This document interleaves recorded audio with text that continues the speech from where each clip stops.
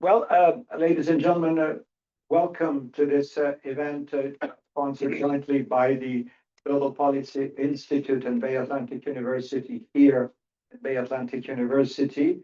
My name is Paolo von Schirach. I serve as president of the Global Policy Institute, and the event we're bringing to you today, both to the students of BAU and to everybody else that hopefully is following us online. This is part of events that we collaboratively with the faculty of BAU organized jointly to bring, outside experts to the students and to enrich the academic experience of their academic experience and of the university at large.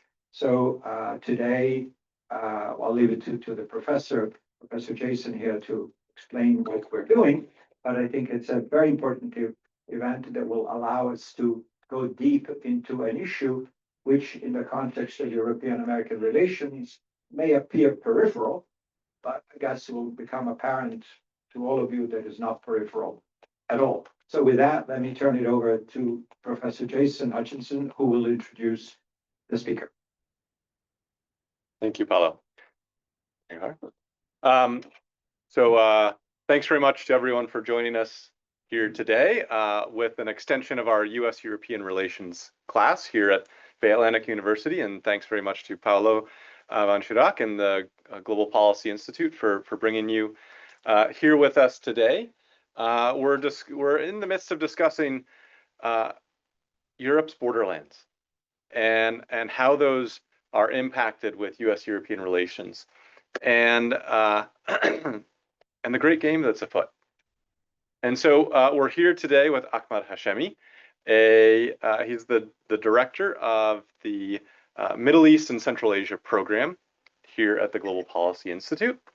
Been a Washingtonian for many years, quite active in the print and television media circuit for reporting and journalism for a number of countries around the globe, but particularly focused on Turkey, Azerbaijan, Iran, the wider Middle East and Central Asia. Ahmad has also worked with a number of the think tanks in town, notably Hudson Institute most recently. And you got your start in Iran with the foreign ministry as a linguist, I believe. So we're excited to have you here today, bringing your expertise on the South Caucasus, a region that's not in Europe, but that really is an extension of Europe and a crossroads in many ways.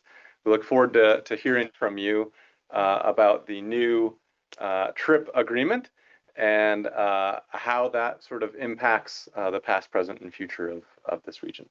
So with that, I'll hand it over. Excellent. Thank you. Thank you so much. I would like to thank the GPI and Professor Paolo, excuse me if I'm using your first name. I don't want to mispronounce your last name.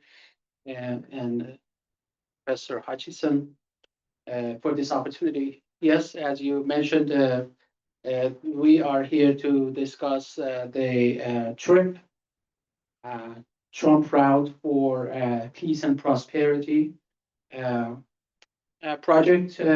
Is, as you can see in this map, this is a project that, if implemented, if materialized, it will lead to some significant changes, geopolitical, economic, in the region, in the South Caucasus and beyond. So we are here to discuss that. So TRIPP corridor, again, it's a very important project because it, first of all, it leads to a lasting peace between Armenia and Azerbaijan. So this conflict, let's say Karabakh conflict, it's older than even some the existence or the independence of the countries in the region. The war started between Azerbaijan and Armenia even before they officially and formally declared independence. So this is again one of the oldest conflicts, if not the oldest post-Soviet conflict, and if TRIPP can achieve this important milestone, peace, that would be a great achievement, of course, but there are buts and ifs, of course, and of course, we're going to discuss this. But why does it matter? Why does TRIPP or Trump route for international peace and prosperity matter? I would briefly mention that economically, it matters for various reasons, for different reasons, but economically, it includes, or it is it is said to include road, rail, even fiber optic, energy, and other routes from the energy-rich, oil-rich, gas-rich Caspian region all the way to Turkey, to Europe, and also within the framework of great power competition, it really matters. It is important because we see that just today, for example, if you're in the business of trade, stock trading, we notice that there are some developments with regard to NVIDIA and others. And this, again, has to do with great power competition. Just an example, US and China. And we all know that Central Asian countries, in addition to Azerbaijan, but primarily Central Asian countries are landlocked states that are sandwiched and surrounded by Russia and China predominantly. And in order to gain access to global markets, they need those two nations, two major countries, land access. But no further if TRIPP is implemented. TRIPP is not only connecting Azerbaijan to mainland Azerbaijan to its exclave Nakhchivan, and from Nakhchivan to Turkey and Europe, but rather it's connecting the whole Central Asian Turkic nations to Europe as an alternative that would significantly reduce their dependence on China's market, China's land access, as well as Russia. Yeah. But before I go to details of why it matters, why TRIPP matters, I would like to mention briefly the Caucasus, where it is, why it's important, and a little bit about its geography and history, very briefly, because this is a more than anything else, this is a classroom setting. Caucasus or Caucasia, according to some different variations of this name, this is a region that is situated between the Black Sea and Caspian Sea region, and it is serving as a natural boundary between Eastern Europe as well as Western Asia.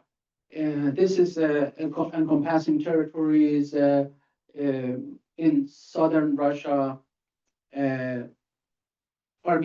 Georgia, Armenia, Azerbaijan, and mostly these countries. And then, of course, parts of Russia was southern Russia or North Caucasus.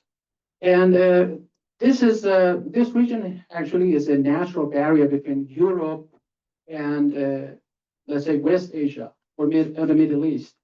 And with the mountain range, with the rivers that it has, this landmass, this Eurasian landmass, it is a location that is located between Asia and Europe. And this region is broadly divided into North and South Caucasus. South Caucasus, we know, 3 independent countries, and then North Caucasus still under Russian control. Countries, or rather regions like Dagestan and Chechnya and other, which are still under Russian control. And in terms of languages and cultures, this is a tiny area, but it's a very diverse region. We have three main regions, three main rather linguistic and cultural entities, identities, Turkic communities, including Azerbaijan and Muscatian Turks and others. And then we have indigenous people, Kartvelians and others, and then Indo-European languages and cultures. So this region is historically, at least for the most part, was under Turco-Persian rule. By Turco-Persian, I don't necessarily mean Ottomans. Yes, of course, eastern parts, or rather western parts of today's Georgia and whatnot, they were under Ottoman rule. But mostly this region was ruled by Turco-Persian. By Turco-Persian, I mean the Turkic dynasties of Iran or Persia, including the Qajars, Safavids, and Akkoyunlu, Karakoyunlu, and others. And this, despite their the diverse linguistic and ethnic backgrounds, they were under one mostly, for the most part, under Turco-Persian rule. But in 19th century, things started to change. Even though the Qajar ruler and Qajar crown prince Abbas Mirza, for instance, he put a lot of effort and bravery, but the technology had the last say. And during two major wars between Iran or Persia on the one hand, and then Russian, Tsarist Russian from the Romanov dynasty, the last kingdom or dynasty in Russia, those parts were lost. Iran lost all the those parts to Russia based on two treaties, Treaty of Turkmenchai and Treaty of Gulistan. And so after the Romanov dynasty, Tsarist Russia took over, the region went through major changes, some forcefully, some not so forcefully, Russifications and whatnot. And there were some atrocities, of course, especially with regard to Circassians and Muscatian Turks and others. Circassians, for example, almost were wiped out of their motherland. They had to flee to Turkey. We have Circassians, maybe their descendants, millions of them in Turkey, and then in Syria and other places. And also they were deported to Central Asia, Siberia, and other places. And Soviet era, 1945 to 1999, the Caucasus remained firmly under Ottoman rule, under centralized Russian or Soviet rule, and Russification continued. Then we have two regions, South Caucasus or Transcaucasia, again, three countries. There were Soviet republics with domestic autonomy, and then there were, of course, with political repression, it was the norm, and also ethnic tensions, divide and rule was one of the methods that were implemented. And if we see this Karabakh situation, actually that belongs to this mostly the Soviet era, when they carved out that region, the Karabakh region. They gave it to Azerbaijan, Armenian majority, and then the southern part of Armenia, which was Azerbaijani majority, Zangezur, they gave it to, now they call it the Sunni region. They gave it to Armenia, and all those conflicts that we see today, they belong to that era mostly. And the Stalinist divide and rule policies in the South Caucasus. And then Fast forward, we have a post-Soviet geopolitical landscape.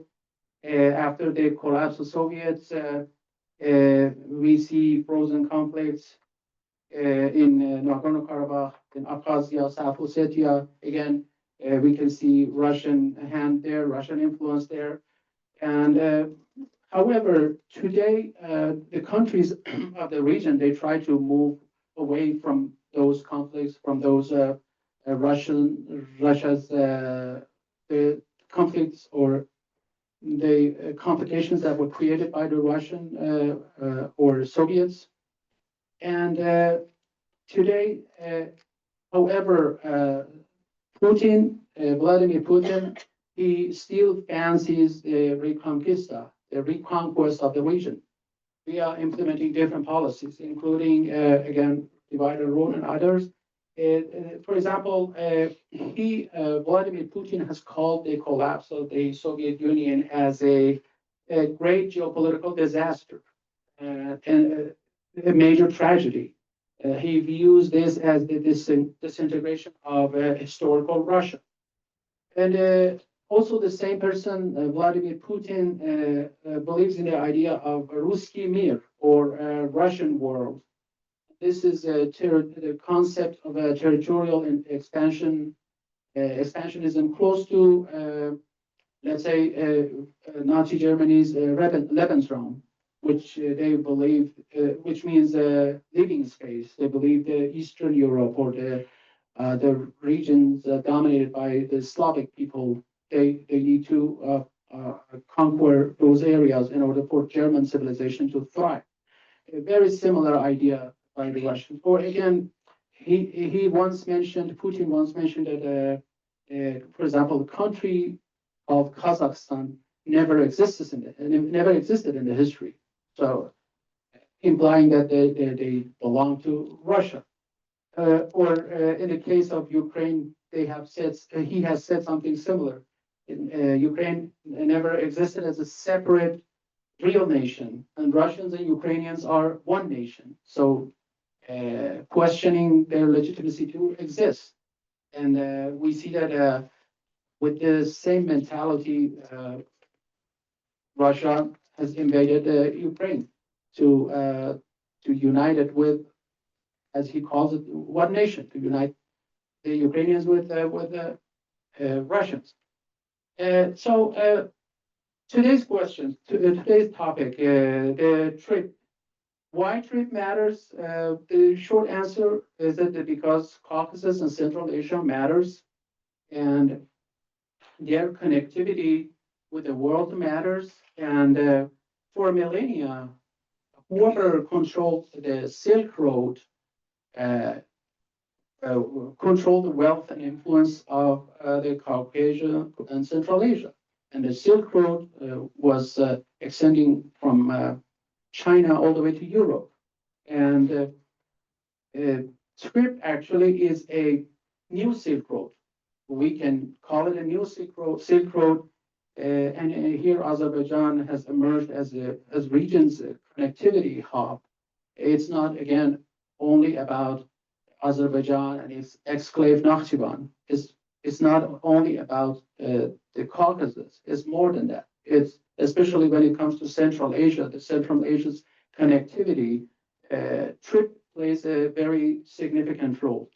And the good news is that at least from region's perspective, Russia is declining. Russia is in this quagmire, self-made quagmire called the war in Ukraine. And then the Turkey countries, via Organization of Turkic States, OTS, and other mechanisms, they're trying to be as independent as possible from Russia. And China is another source of threat for the Central Asian countries, especially considering China's debt diplomacy, debt trap diplomacy. And again, another reason they want to have an alternative, the Central Asians. And TRIPP provides this opportunity for them. And I don't want to go too much to the details of this, but let me give you just two quick examples of The significance of Central Asia. Halford Mackinder, British geographer and geopolitician, in his Heartland theory, he defines Eurasia as a world island and designated Central Asian countries, Central Asian region as the heartland, as its geographical pivot. And so briefly, Central Asia is geographically in the center of the world island, Mackinder's world island. And he famously coined this phrase that whoever rules Eastern Europe, today's Russia and Central Asia, will rule the heartland. Whoever rules the heartland will rule the world island, and whoever rules the world island will rule the world. So this is just an example of how Central Asia and Caucasus matters. Another example is Evgeny Berzhinsky's opinion. He, in his 1997 book, The Grand Chess Book, he emphasizes the importance of Eurasia as a whole and warns against the rise of rival powers that we see today, Russia and China, who may control the region and that part of the world and exert influence, of course, beyond Central Asia and Caucasus. The same Berzhinsky describes Azerbaijan as the cork in the bottle of the Caucasus. And this metaphor illustrates Azerbaijan's vital role in controlling access to the energy resources of the Caspian Sea basin and Central Asia. So again, Zangezur corridor, or TRIPP with its new name, with the Trumpian name, matters because Central Asia is trapped and sandwiched between the Russian bear and the Chinese dragon, and some might add clerical Iran, at least in the case of Azerbaijan and Armenia. And with TRIPP, with a Trump route, with Trump corridor, this landlocked situation hopefully will end, and this status is changing, and that's why this development is significant. Very briefly, the current geopolitics of Caucasus and Central Asia, I would like to mention that Central Asia and Caucasus has moved from a historic hinterland to modern geopolitical relevance with TRIPP and with, of course, other developments, including the oil riches and the connectivity and transit significance. And again, it has become a new focus for great power competition. In the new great game, China and Russia try to have the continued influence and dominance in the region, and that's why it matters for the United States to have a more significant presence in this region. And this is a strategic location, Caucasus and Central Asia. This is also a resource hub, uranium, oil, gas, uranium, for example, Uzbekistan and Kazakhstan's uranium, they make up close to half the world's uranium resources, or somewhere between 30 to 40%. That's significant. And the issue of connectivity is reminiscent of the ancient Silk Road, especially with China and Middle Corridor and China's efforts to connect to European markets via land, of course, sea and else and whatnot. So finally, the winners and losers, I would like to mention the winners and losers of the TRIPP. If succeeded, if implemented, the TRIPP, Turkey is said to benefit most from the TRIPP, exerting its cultural, political, and economic influence in the Turkic world, all the way to China's border. This will, of course, advance Ankara's commercial and political interests in the South Caucasus and will sidelight Iran and Russia. And if this was, or this will also, of course, benefit Armenia as a country that is under blockade by Turkey and Azerbaijan. But Azerbaijan as well will gain. It has a lot to gain, having regained Karabakh. Azerbaijan has found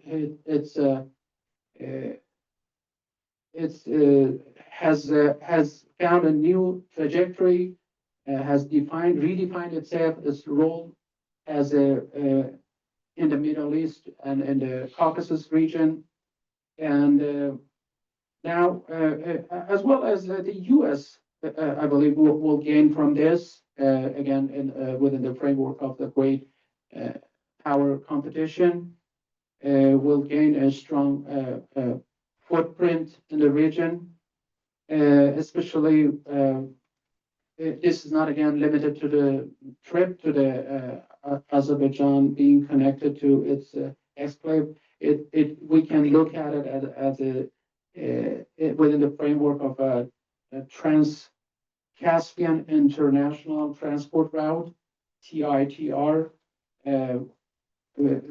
which is again a route that would be independent from Russia and China in terms of exporting the oils and gas and other goods and merchandise from the region to Europe and the U.S.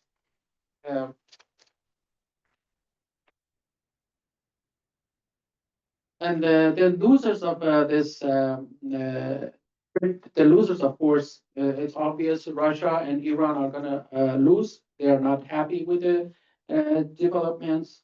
They see this as this corridor as a nightmare, especially from Iran's perspective. Iran has again, the Iranian government doesn't mention ethnic makeup of the country. If you ask a ethnic Persian, they would always say, oh, Persians are 60, 70, even some would exaggerate to an extent that they would say that Persians are 80% of the population. But then if you ask the ethnic groups, you will have a totally different perspective.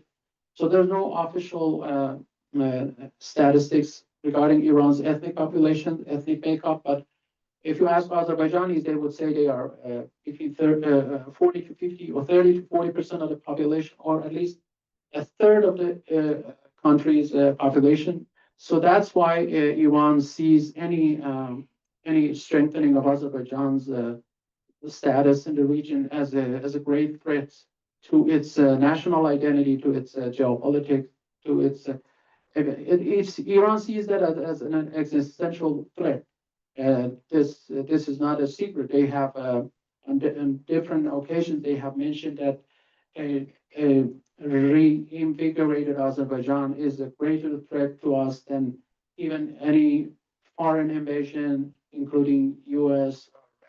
or Israel. So this is not something that Iran is happy with, and they see it as a they call it as a Turan corridor, which will eventually unite or bring together Turkic nations led by Turkey and Azerbaijan. And Russia as well is not happy. Russia sees that, again, something similar with its, they have a similar perspective that this is the southern flank of NATO. Turkey is an officially is a NATO member. Azerbaijan is working with Turkey, brotherly Turkic nations, and this is not something that Russia wants. Russia went to war. At least the official narrative was that with Ukraine, the official narrative was that they are distancing themselves from us, and they're getting closer to EU, to NATO. Same thing is happening, at least from Russian perspective. You can see that in Russian media. And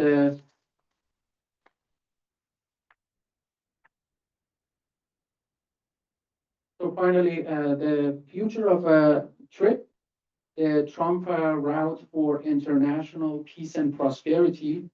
I think this is a vital corridor connecting mainland Azerbaijan to Turkey, and from Turkey to Europe, also again Central Asian countries. And however, this, in order for TRIPP to be successful, we need certain factors to be taken into consideration. The success of TRIPP and the full implementation of peace agreement between Azerbaijan and Armenia, I think, is contingent upon and hinges on a couple of factors. One is continued U.S. interest in the implementation of the TRIPP, the Trump route. President Trump is more interested in, has shown that he's more interested in optics and photo ops, including, for example, the shaking hand with North Korean dictators and things like that, rather than substance. At least in most cases. In some cases, he's shown that optics matters more than this substantive move.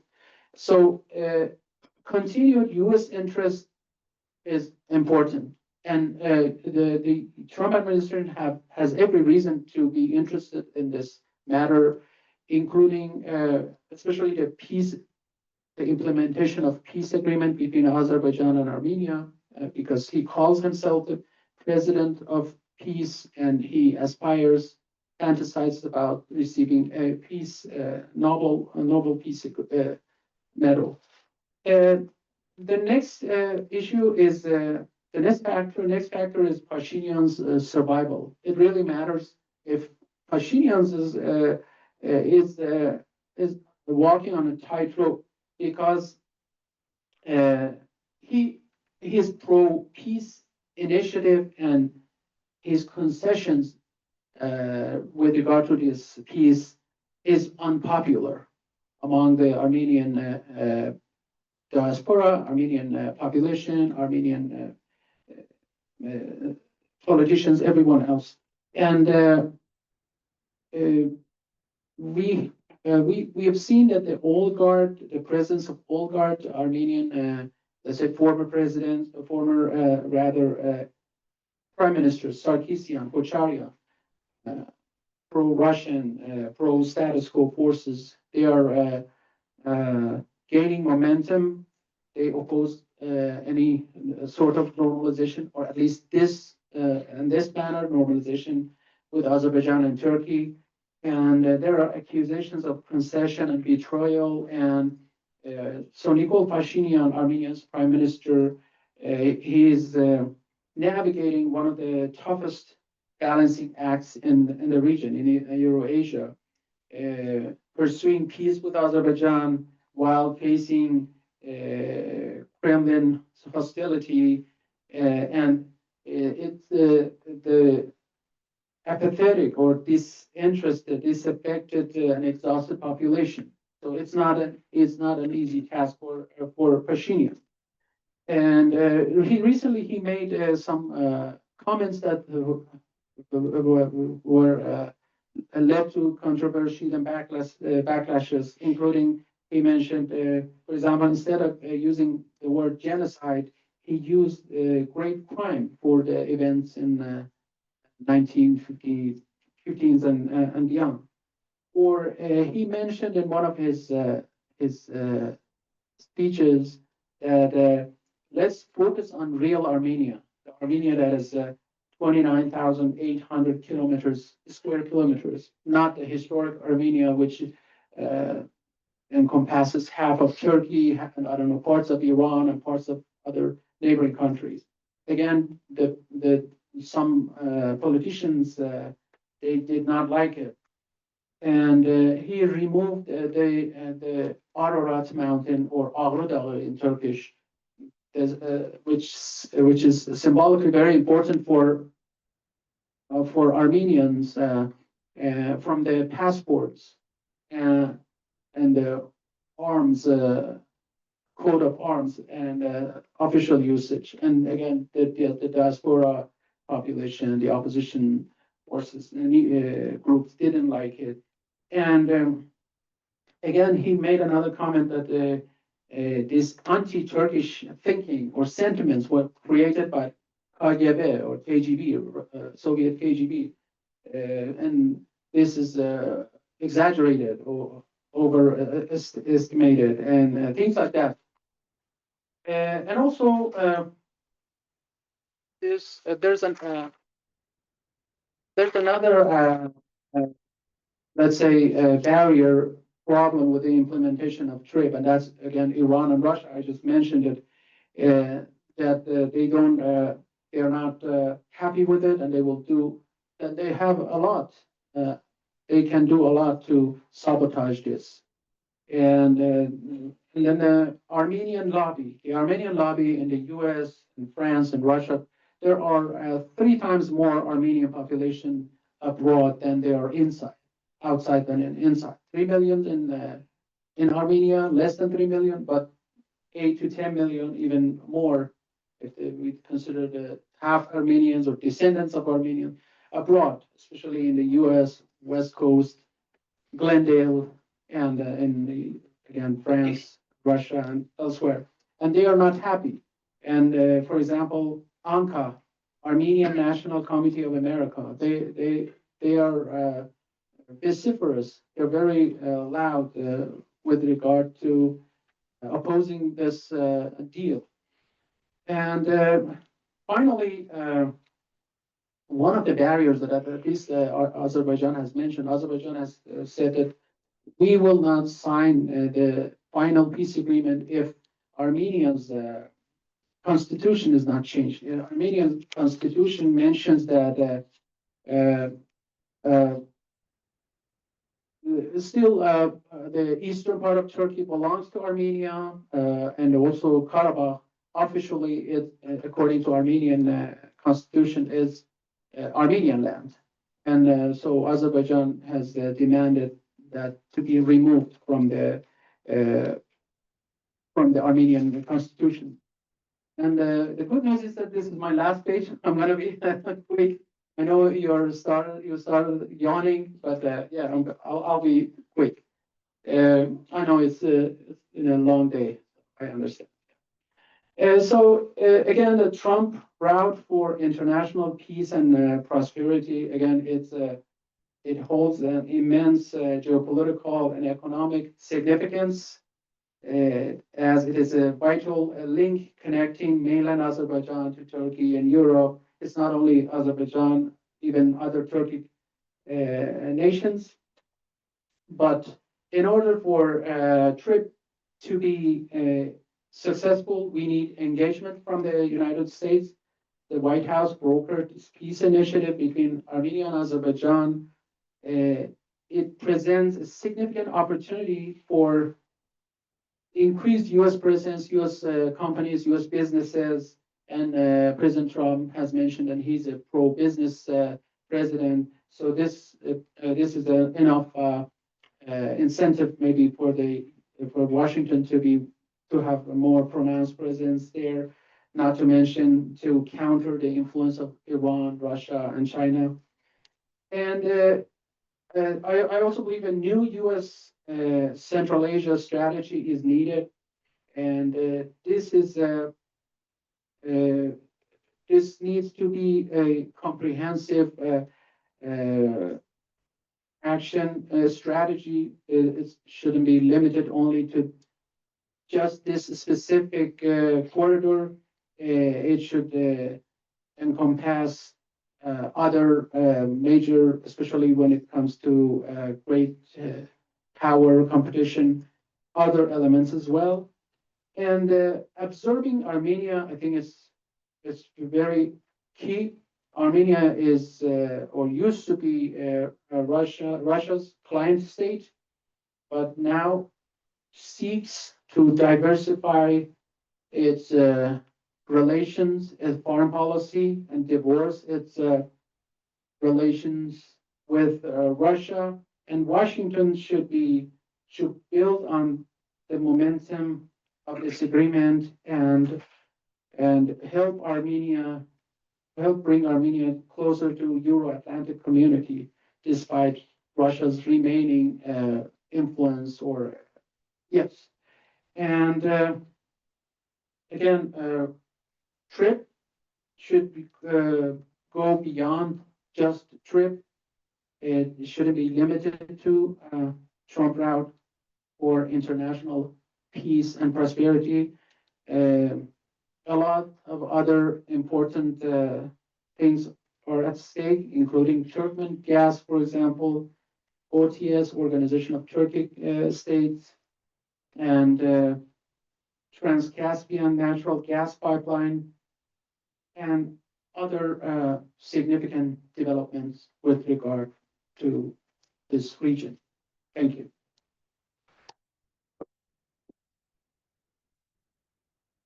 No, thank you, Ahmad, for that very comprehensive briefing. I appreciated how you walked us through a lot of the contemporary history of the Southern Caucasus and placed it within the wider framework. You know, the great Eurasian historian Peter Frankopan called the Silk Roads really the center of the world, and described how different modes of trading practices and things and conflicts sort of pulled it out temporarily for a few hundred years into what was previously the periphery of Western Europe, for example. And certainly, I think, you know, you mentioned about how Stalin's divide and rule really impacted the region, and you know, not only in the Caucasus, but when we look to the Fergana Valley of Central Asia, and how you have 4 countries that have been contorted to come together into one place in order to divide peoples who previously were so interconnected. And looking at how things are kind of pulling back together, as Frankopan describes the new Silk Roads, and how you talked about sort of the magnetism of this region again. I'm curious, with your view, when you have an interconnecting, a new Silk Road, whether it's from China's Belt and Road Initiative or from the TRIPP corridor, how much power do you think this really has to, if properly financed, if properly developed by the United States and Turkey and the countries of the region, how much power do you think it actually has to reintegrate this region and to engage it in the broader world economy, even while Central Asia is dealing with its own reintegration challenges? I think that would be the first part of the question. The second part would be, in the context of the Great Game, reignited perhaps in Russia and Iran's view by this, how much does TRIPP pose a real potential military challenge to Iran and to Russia versus sort of an imagined challenge where economy is really at the fore? So I think there's enough motivations, enough incentives on the U.S. side to be more involved in this project. And both Armenia and Azerbaijan, they have shown flexibility when it comes to allowing U.S. firms, U.S. presence in the region. And there's according to the agreement, there's a 99 years lease agreement, and the region, the corridor is going to be funded, financed, and built, constructed, and operated by U.S.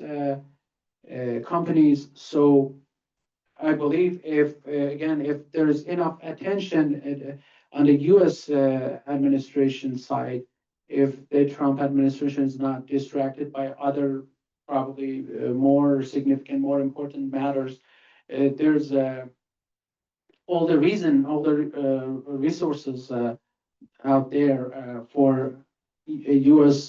Further involvement. And this is something that both countries want and wish and seek and desire. So it's not something because President Trump keeps mentioning that he's America first president. He doesn't want further entrenchment, further expansion. Rather, he wants to bring the U.S. troops home. He wants less involvement, engagement with the rest of the world. But this is something that both countries want. This is something that we know that after the 12-day war, the June war between Iran and Israel, Iran's military is not in a good shape. Iran's regular military, which is called Artesh, and Iran's Revolutionary Guards, IRGC, they are still trying to figure out how to respond to the potential next onslaught, next airstrikes.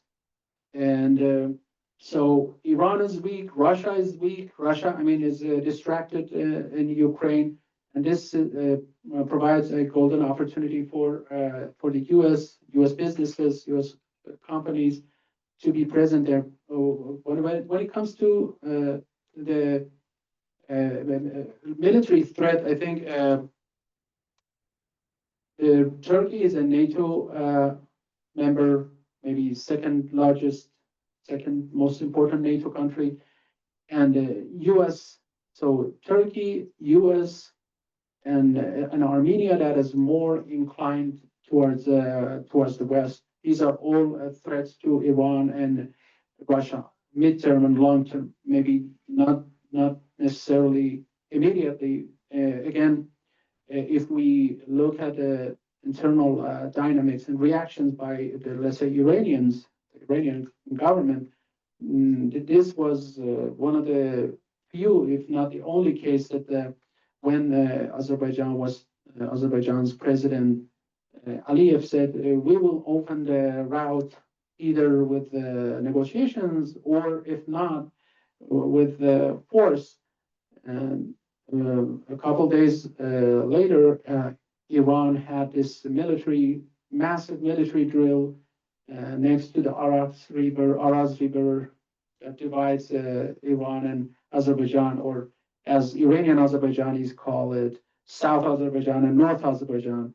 So they had a massive military presence, and they threatened that if that happens, even if Armenia wants to allow Azerbaijan to have unimpeded access to Nakhchivan and Turkey, we will not allow. So they have you can abundantly see this title in a Persian language media that this is in Farsi they say every Arabi, Turkey, Israeli or corridor, Hebrew, Arabic. I don't know why they add Arabic. It has nothing to do with Arabic. But they see, at least before the June developments, they see this alignment between Arabs and Israel and Turks and Israeli, everyone against Iran. So this only exacerbates their worst feelings and their insecurities. This corridor, if anything. And this at the same time that they've already faced tremendous losses along the Shia Crescent, stretching across to the Mediterranean Sea through Syria and Lebanon. So would love to throw the mic to the floor for some questions from our GPI colleagues, our students, and guests. Thank you. Thank you. I just want to add something, especially for the benefit of the students. You see that there's a little piece. You see Armenia there, dark. The really critical point, I guess he's mentioning it, but I hope it doesn't get lost. It's 44 kilometers. That point that's going to link the main body, if you wish, of Azerbaijan to Nakhchivan, which is the exclave, which is the white area left, you see, west of Armenia. That's what we're really talking about. I mean, that's not the whole thing, but this is what we're talking about. 44 kilometers. Doesn't sound like much, right? Say, hey, what's the big deal? You can build that in a few months if you have a big construction firm. Well, maybe not a few months, but maybe in a year. But that's been the issue which divided Azerbaijan and Armenia. So who's going to do it? Who's going to control it? Is there going to be a border post? Yes, no. I mean, all these things, which apparently were resolved in that MOU that was announced that you referred to, and hence the name of TRIPP, because this was done in August, early August, right? In a meeting between the Armenian Prime Minister, Pashinyan, and the Azerbaijani President Aliyev, with their good offices and handshakes, at the White House with Mr. Trump. So that's what we're really talking about in terms of the technicalities of this. But I wanted to also stress, if I may, something that he certainly has pointed out, but in a very comprehensive way. This creates a real alternative to the Central Asian countries, all landlocked, to have access to the West that is, and they're not be prisoners, if you wish, in a geographic sense, of China, and to the east, and Russia to the north. For those of you who he mentioned this, they're not familiar to it about it. The Belt and Road program initiative has been this gigantic idea, promoted by China to create this huge infrastructure web connecting all of Asia and beyond, and going to Europe, to China, to make a Sino-centric transportation infrastructure system, all leading to China. The new Silk Road led by China. This had turned out into not such a great result, because the infrastructure was built, but the countries have lost a lot of money. They're hugely in debt with China. The actual usage traffic is not as what it was supposed to be. My point being, I'll be quick, that this opens up an alternative to Central Asia to connect to Europe, and this becomes a critical component. So these 44 kilometers, oddly enough, become the connector from Turkey, and then if you go west from Greece and the Adriatic Sea and Italy and the Mediterranean, all the way to Central Asia.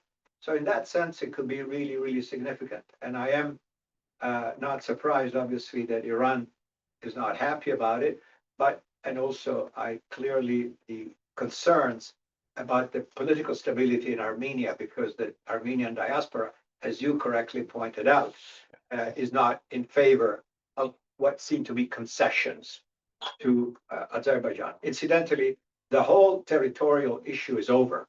Azerbaijan recovered all the lost territory and the territories which were illegally occupied by Armenia. It's a long story, but as he pointed out, it's still in the Armenian constitution to say that not about Karabakh. Anyway, all that. So I'm not just want to repeat what he just said, but I wanted to emphasize that this is really a big deal potentially. And if there is sustained American investment, economic investment, and sustained effort to maintain influence, this opens up to Western influence. I don't want to exaggerate this, Central Asia, which at this point, where the West at this point does not have much say. And again, I point out what he already said, and for our friends here who come from Istanbul, these are all Turkic people. These are your cousins, okay? He's, by the way, your cousin too. And I mean it sincerely, because for those of you who know, I don't speak Turkish, but when I was in Azerbaijan, I saw Turkish people and Azerbaijani people talking to each other, and it's essentially the same language. It's a little different, but practically the same. I hope you can confirm that. So this is really a big deal. Turkey will reassert itself as a linchpin between, Europe and Asia, and this 44 kilometers, hopefully, if it gets built, becomes the missing piece of the puzzle, which will create an opportunity that I don't think we've had for I don't know ever before, right? Correct me if I'm wrong. So I'm sorry, I'm giving you my personal observations but I wanted to underline what he had already explained in the context of the broad historical reconstruction. Thank you. Take some Somebody else. questions from the room. Sasha? I hope you're not Armenian.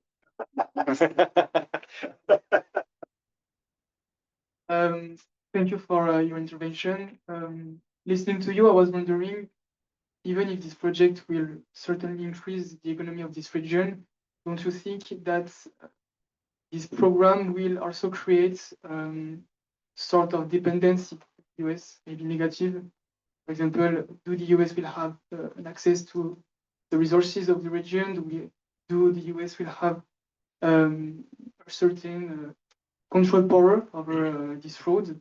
So yeah, don't you think that will create some dependency in this region?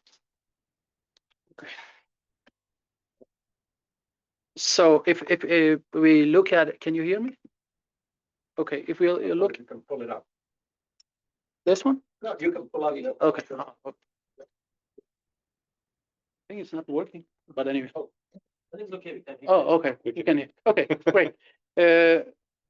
So thank you. If we look at it from the U.S. National and security interest perspective, this is a good thing, even if there will be a dependence. But I don't think America is far away, tens of thousands of miles away from the region. I don't think there will be a day that they will be extremely dependent on the U.S.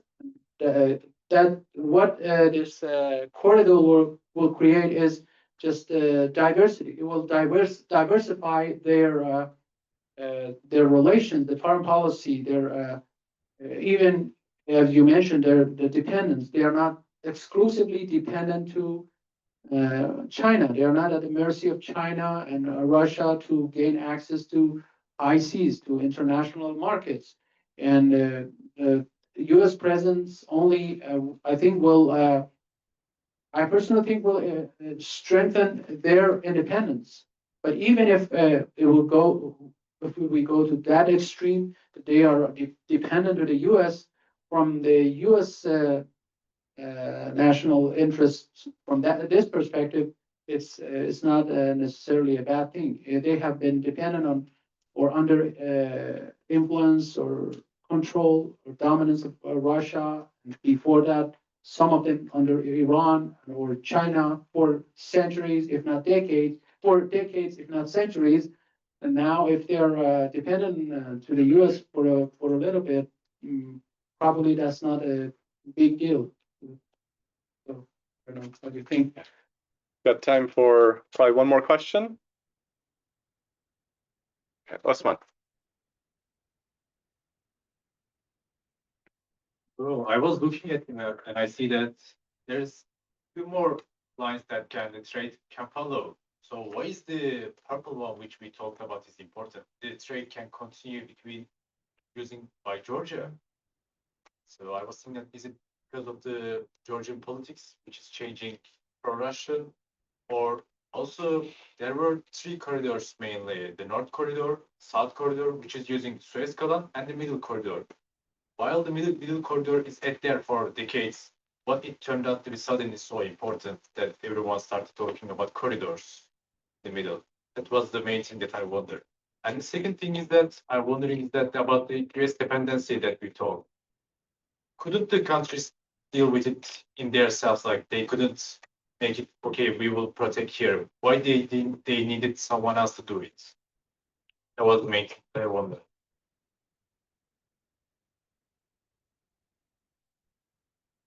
Thank you. Afterwards, let me recollect the questions, but Corridor via Georgia. so before this, I was talking to this gentleman from Georgia, and I was asking what is the mood there, what is their feedback or their understanding. Of course, Georgia will most likely will not be happy with it, but Georgia is in a very good neighborly relationship with both Azerbaijan, Turkey, and even Armenia, and even Russia, which occupies parts of their territory. So even if Georgia is not happy with that, this actually would, for example, one reason why Iran is not happy with this, put aside the so-called Turan corridor and Zionist corridor and whatnot. Iran is not happy because Iran charges, for example, the trucks that are coming from Turkey all the way to Azerbaijan, going through Iran to Turkey, to Azerbaijan and Central Asia, and Iran charges them as a transit fee. I don't know, something. It is a considerable amount of fee and income for Iran. Iran is about to lose all that income. So Iran is not, that's one reason why Iran is not happy. Same it can be true for Georgia. I don't know what are the agreements, arrangements between Turkey, Georgia, and Azerbaijan, but I'm sure there is some sort of transit fee or a mutually agreed arrangement for these transactions. But when this is completed, the TRIPP is completed, there's no need to Georgia territory, Iran, or any third party. Azerbaijan and Turkey will have direct interactions, direct access to each other, even without Armenians' interference, or again, they call it unimpeded or uninterrupted access. Regarding your other question, why they cannot be independent, they cannot preserve their independence.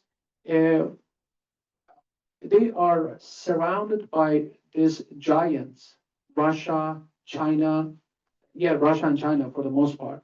So it's not that they want to be independent, but U.S. stops them from being independent.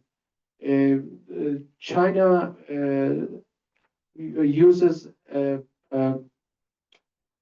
again debt trap diplomacy and other ways of manipulation and coercive diplomacy if necessary against those countries in Central Asia. Russia, again, I mentioned what Vladimir Putin thinks about Kazakhstan and other countries in the region. He doesn't even consider them independent countries. He still sees them as maybe as a part of Greater Russia that need to be annexed to Russia, and because he thinks that the Soviet Empire needs to be revived.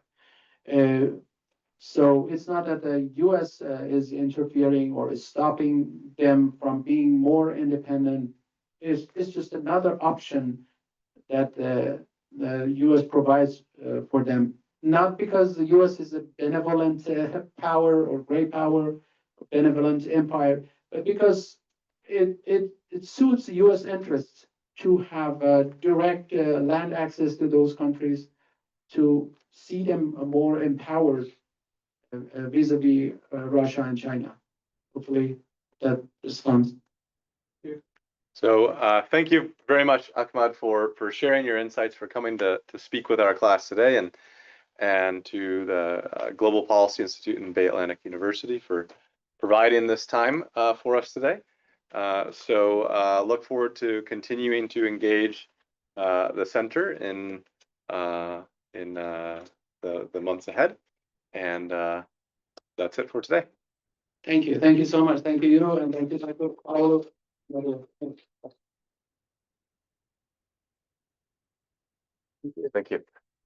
much.